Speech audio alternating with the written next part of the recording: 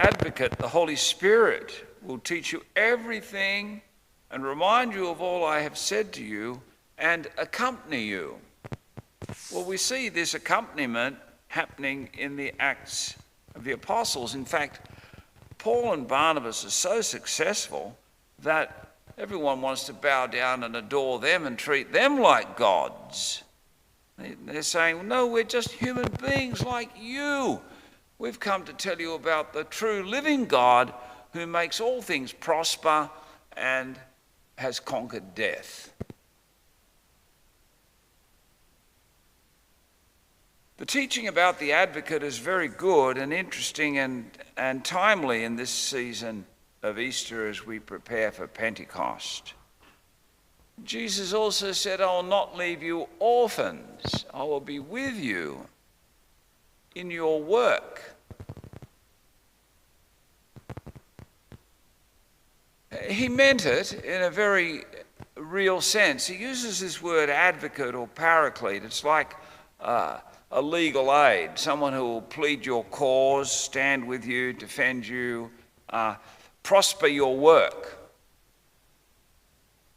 If you're working for God, that is. I mean, so often we've had crusades where we've called on God and maybe the motivations weren't always the best. The Templar Knights wanted to keep the pathways safe to Jerusalem so that pilgrims could go there to visit the holy places. Now, maybe their cause was a good one when they didn't want these Muslims cutting off people's necks along the way to Jerusalem. They thought that was abhorrent, terrible thing to do to someone making a holy pilgrimage. And, you know, they had to keep the pathways safe. And their battle cry when they met with these wicked, evil people intent on robbery and murder was to say, not to us, O Lord, not to us, but to your name give the glory. And then they'd go in and bash them up. Well, maybe the Lord was on their side, but in that enterprise, I suppose, it could have been a holy war in a way. But at the moment, we've got the Orthodox Church in Russia, the Patriarch and his cronies, blessing a rocket, which is called Satan. Now, I don't think Jesus is going to ride with that rocket into the Ukraine.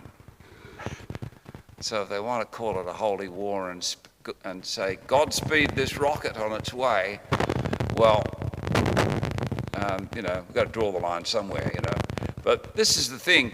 Jesus doesn't always give us very clear instructions about what we're to do.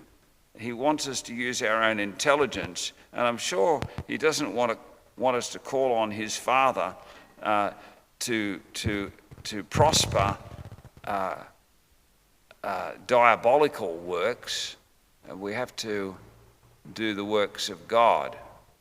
He doesn't come and give very clear instructions, because we have to use our own intelligence to work things out.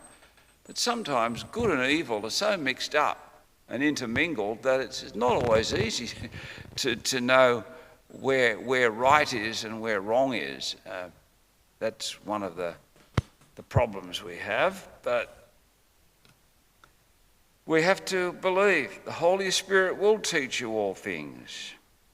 Well, let's hope that there is a collective enlightenment so that we know, as a Western civilization, will know how to move forward.